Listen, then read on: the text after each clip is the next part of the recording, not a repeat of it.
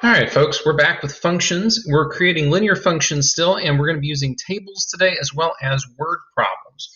So word problems is a bit of a review, but the tables is the new bit. And making tables, or excuse me, using tables to make graphs of linear functions is actually really simple. All you've got to do is plot the points and then play connect the dots. So again, for today, I would strongly recommend you use either a piece of paper or a straight edge of some sort of ruler, protractor, whatnot. It's just going to make your life easier. So let's take a look. We're asked to graph the linear functions from the tables provided. So here we go. Technically, you only need 2 points to make a line. We've talked about that. However, the more points you have, the better. Excuse me. So in this case, take a look. We've got a number of points here, and we're going to plot them all and see where we end up. So in this case, I've got -3, -5. So we'll go over here to -3, down to -5, make our first point. Then we've got -1, -1. So left 1, down 1. There we go. 1, 3. So over 1, up 3. 3, 7. Over 3, up to 7. And then it looks like this last one we're not going to be able to plot. Notice it says for us to go to 5 and then up to 11. Well, in this case, 11 is somewhere up here, so we're not going to be able to do that. So let's play connect the dots here real quick, and we'll draw it in. Remember, when we draw lines, we want to make sure we go through as much of the graph as we can. We want to try and fill the page. And there we are. And remember, we draw arrows to show that it extends in both directions, and we're good to go. A couple of quick things. One of the ideas that we've covered so far this year is slope.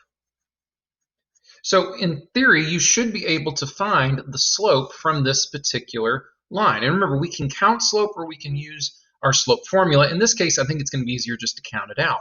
So here are 2 points that we use. So let's count it out. So we're going to count up 1, 2, 3, 4, and then over 1, 2. So 4 up and 2 over. So another way of saying that is just plain old 2. All right. Another idea that we've talked about in our work with linear functions, not only is that rate of change or slope, but the starting point, the initial value. And in this case, it looks like it's going to cross right here at 0, 1. So we can even glean that information now. Actually, we won't use an equal sign there. We'll choose an arrow. So B in this case is, well, here, let's do it this way. We'll go ahead and say that B is equal to 1, or that our y-intercept is at 0, 1. We'll do it that way. That'll work fine. So again, some of those items you should be able to glean from what we've done and should be able to find pretty easily on this. All right, so let's try graphing another one. So here we go. We've got our table. One thing I noticed about the table, though, is it's got some fractions or decimals in it. So what I'm going to do is I'm going to try and graph the whole numbers first, and then we can go back if needs be and try and plot those others. So -8, -1. So we're going to go over here to -8 and then down to 1. So goodness, it's almost off grid. All right, this next one has a decimal, so I'm going to skip it for the moment. Then we have 0, 0. So notice there's that y-intercept. In this case, it was given to us. So it's going to cross the y-axis right there. All right, let's keep going. 4 and then a half, so again, we'll hold off on that. 8, 1. So we'll go over 8, up 1, and there it is. Cool. So our line's going to go somewhere through here. Let's see about plotting these halfway points. So at -4, -1/2, so -4 and down a half, I'm going to try and eyeball it there. It looks like it's about there. And then at 4 and +1/2, so over 4 and then up a half, about there. And there's our line. So let's grab our straight edge. We'll try and play connect the dots as best we can here. Hopefully we got them close. Yeah, we're pretty good. So let's draw it through. Again, we want to try and fill the page in these little short little lines. We want to fill it out. So notice, if we're talking about our y-intercept from before, we can figure that out pretty quick. We could say that b is equal to 0, or that our intercept is at 0, 0. So it crosses at the origin. Let's see about counting our slope. In this case, we don't want to count half points. We want to count to exact points. So this is up 1. So let's write our slope in. So up 1, and then over 1, 2, 3, 4, 5, 6, 7, 8. So our slope in this case is 1/8. And notice the difference. A slope of 2, positive, going up, pretty steep. Slope of 1/8, still positive, still going up, but notice 1/8 is much, much more gradual. It's not near as steep. And again, we found our intercepts for both. Let's try one more, just to make certain we got it. So here's my grid, here's my table. Notice our y-intercept is right here at 0, 2. So I'm going to plot that one first just because I noticed that real quick. So at 0, 2, there's that point. Let's graph these others. So -6, -2, -6, -2. So there's that first one, at least on the grid here. -3, 0. So -3, 0 right there. Again, our initial value right there. 3, 4 over 3 up 4. And then 6, 6. So 6, 6. Yeah, about right there. Well, we'll grab our straight edge here. We'll play connect the dots. And we'll see what we can find. There we go. So again, let's see if we can find our slope in our initial value, just for some practice. So initial value we said was easy. It already gave it to us. So in this case, b is equal to 2, or our initial value being at 0, 2, if we want to talk about that y-intercept. And let's take a look at slope. Again, we'll count it. So it looks like this is positive slope again. So we're going to go up 1, 2. So our slope is equal to 2. So up 2 and over 1, 2, 3. Looks good. And notice all those points count by that same amount. So up 2 over 3, up 2 over 3, and so on. All right. Good. So graphing with a table is pretty straightforward. Remember, you only have to have 2 points, but the more points you get on there, the easier it is to play connect the dots and get that line accurate all the way through. All right. Well, let's try one other issue, and that's with word problems again. I thought we'd revisit this just so that we can see it all together one more time, because again, you can't get enough practice. So we said last time, if you're going to graph a linear function with a word problem, a couple ideas we need to talk about. First, see if you can construct an equation, and you'll need to use slope and y-intercept. So remember, we got y equals mx plus b. If you've got enough information to make that equation, well, then go ahead and do it. And we learned how to graph from equations. That's pretty straightforward. If you can't do that, all right, if we can't do that, then go ahead and find 2 points and use those to make the line. Remember, because you only have to have 2. Now, if you can have more than 2, wonderful. But if all you got is 2, that'll work fine. All right, so let's try one here. It says, Mr. Lamar wants to get a family portrait done over spring break. All right. The photographer charges clients per member of the family. So obviously, the more people in the family, the more they'll charge.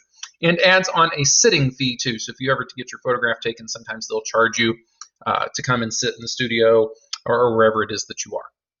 If Mr. Lamar has a family of 3, then it would cost $135. If Mr. Lamar has a family of 7, then the cost is $215. All right. Well, let's look at our grid here. Our grid is set up for number of family members across the x-axis because the number of family members is independent, and what's dependent then is the cost. The cost is going to be determined by how many family members we have. So let's see, if the Lamar family has 3 people in it, so here's 3, it's going to cost $135. Well, let's see if we can plot that. So 3 people and 130. Well, notice our grid is not fine enough to get $135. All right, let's try the other point, just see what we can do. All right, so it has 7 people. All right, 7 people, and it's going to cost $215. So let's see if we can graph that. 7 people and 2. Again, our graph is not set up to put these 2 points on. So one way we could do it is try to eyeball it. We could say, well, 7 and let's see, what was it? 7 and 2, 15. Well, that's about here. The problem with doing it that way is once we draw our line in, the best it is a guess. So here's some things we want to try and figure out. First, what is the cost per family member? In other words, what's the slope? All right. So let's try and figure that out. In this case, we know our 2 points, so let's use our slope formula. So we've got 3, 135, and then 7, 215. There we go. So we'll use that, and we'll see if we can't figure out what the slope of this situation is. And then we can use that to help us count. So let's do that real fast. So I'm going to take, let's see, 0.1, 0.2. So I'm going to take 215, subtract 135 over 7, subtract 3. So we're going to take that 215 and we'll subtract the, 135. And in this case, we get 80. And then, of course, 7 subtract 3, we know that better as 4. So if we simplify that, we get a slope of 20. In other words, looks like it's $20 per person. Awesome. All right, well, let's see what else we can do. It asks, what's the sitting fee? Okay, well remember the sitting fee is that one-time cost. In this case, it says that they'll charge a sitting fee, but they don't tell us how much. So we're going to have to figure that out.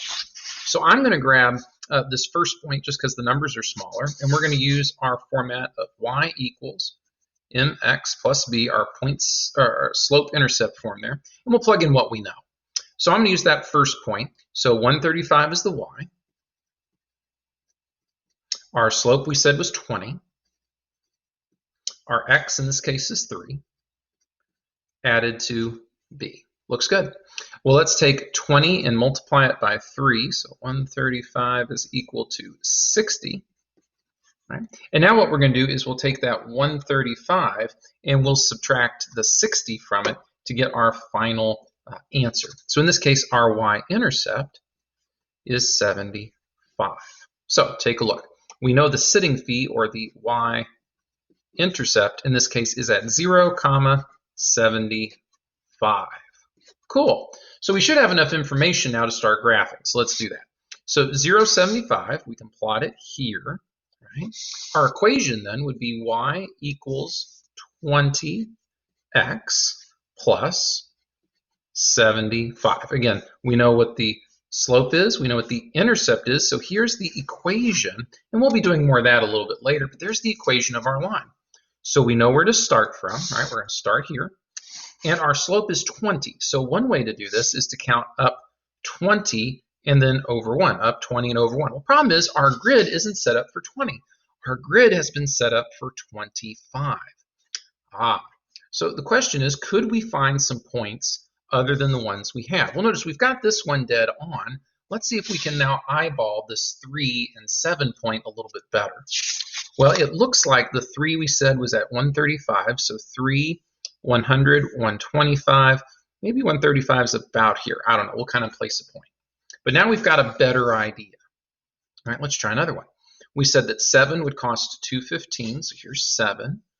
All the way up here to about $2.15. I don't know, maybe somewhere in there. Again, we're going to draw kind of light. I want to use this to see if I can find one more point. All right, so for example, let's see what we can do with 5. What if I had 5 family members? Well, 5 times 20, because notice 5 is the x, 5 times 20 is 100. 100 plus 75 is 175. Interesting. So again, I put 5 in for x, because remember, x is the number of family members.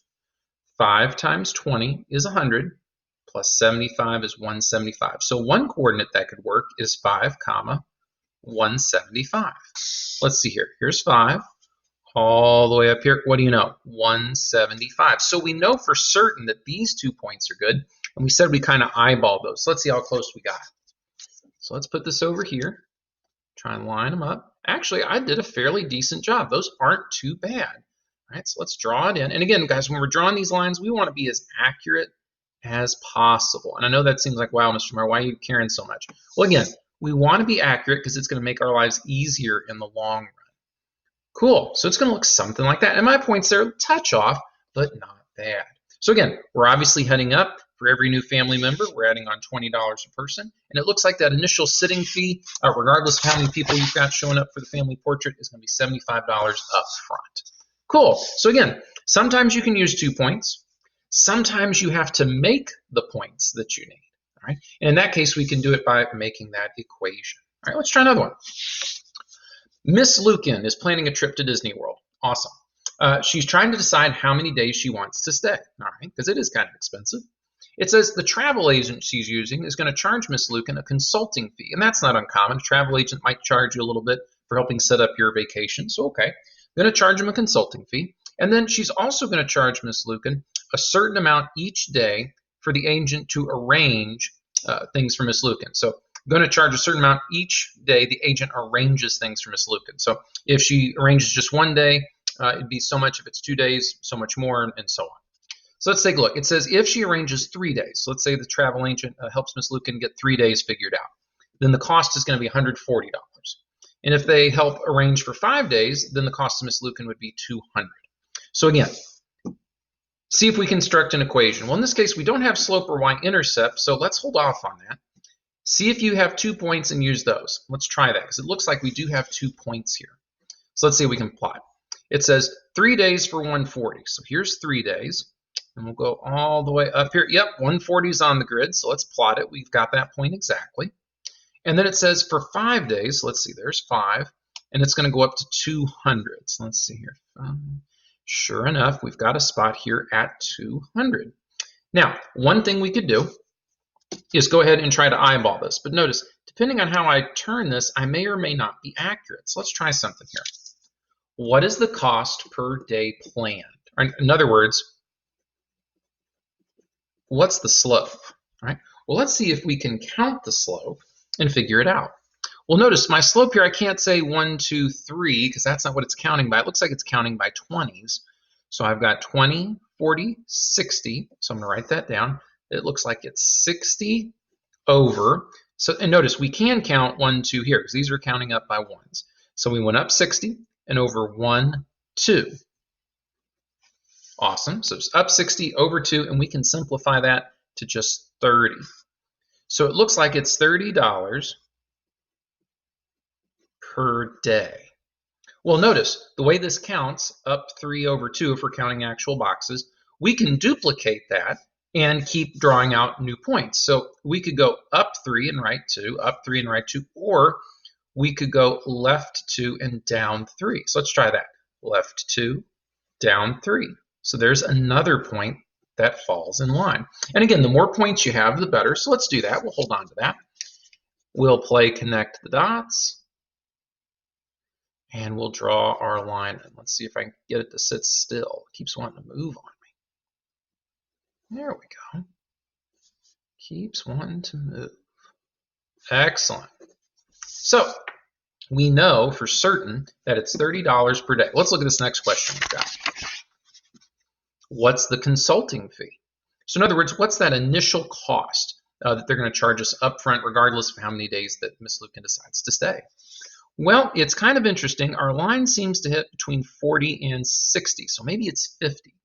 I'm not 100% certain, so I definitely want to figure out for certain. So let's try it.